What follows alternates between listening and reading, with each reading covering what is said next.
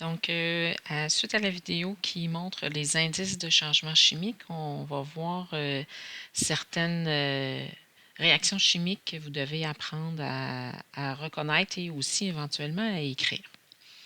Donc, les changements chimiques, c'est lorsque la nature des réactifs est changée pour former des nouveaux produits. Ce qui est important de se rappeler, c'est que les liaisons entre les molécules sont brisées et on forme des nouvelles liaisons. Ça forme des nouvelles molécules.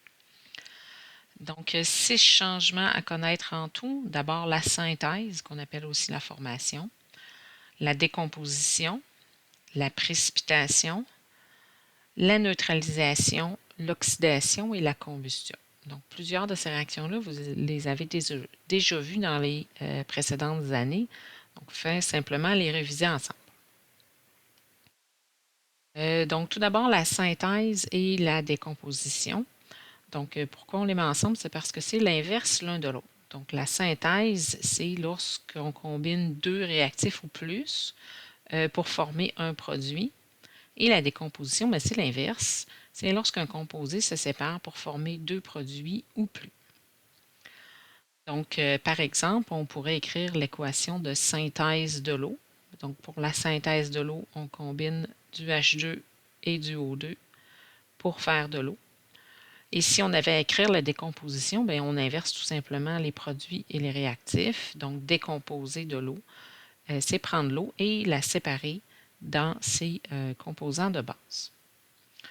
Un autre exemple, par exemple, on peut prendre du soufre solide avec du H2 pour faire de l'acide sulfurique.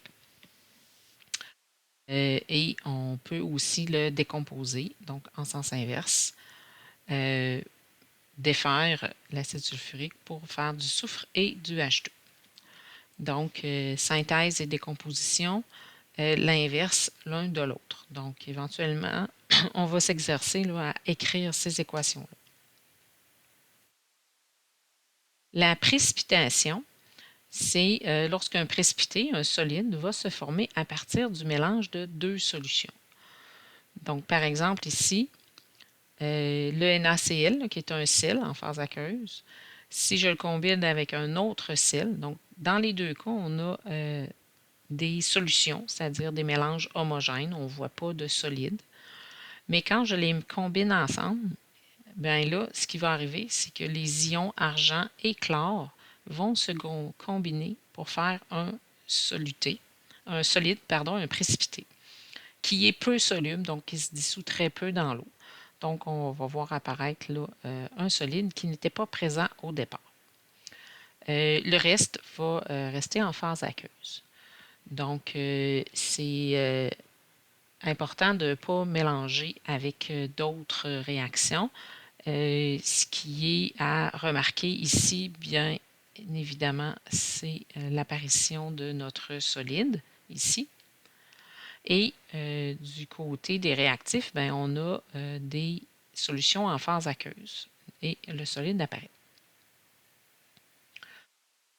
Pour la neutralisation, bien, la neutralisation, c'est lorsqu'on fait réagir un acide avec une base et que les produits sont un sel et de l'eau. Donc, ça va devenir important ici de se rappeler de comment on reconnaît un acide, une base et un sel. Donc, par exemple, ici, le chlorure d'hydrogène, qui est un acide qui réagit avec l'hydroxyde de calcium, va former un sel, ici métal avec un non-métal, c'est un sel, et de l'eau. Donc, c'est toujours la même formule de base, donc acide et base du côté des réactifs et sel et eau du côté des produits. Finalement, l'oxydation et la combustion vont ensemble également, donc elles se ressemblent un petit peu.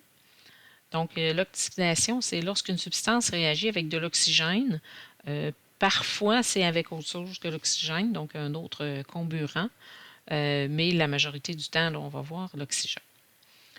La combustion, ben, c'est aussi lorsqu'une substance réagit avec l'oxygène, mais en libérant une bonne quantité d'énergie. Donc, par exemple, la combustion du propane, ben, ça va libérer beaucoup d'énergie.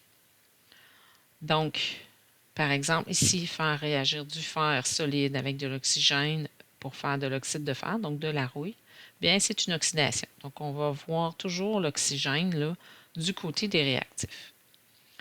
La combustion ici, bien j'ai mentionné entre autres le propane qui se combine avec l'oxygène, mais cette combustion-là, dans le fond c'est une combustion vive, libère là, une très grande quantité d'énergie et assez rapidement.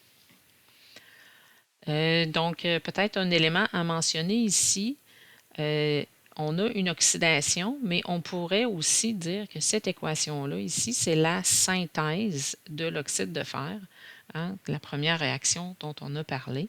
Ici, on a les éléments de base, le fer et l'oxygène, qui se combinent pour faire le produit.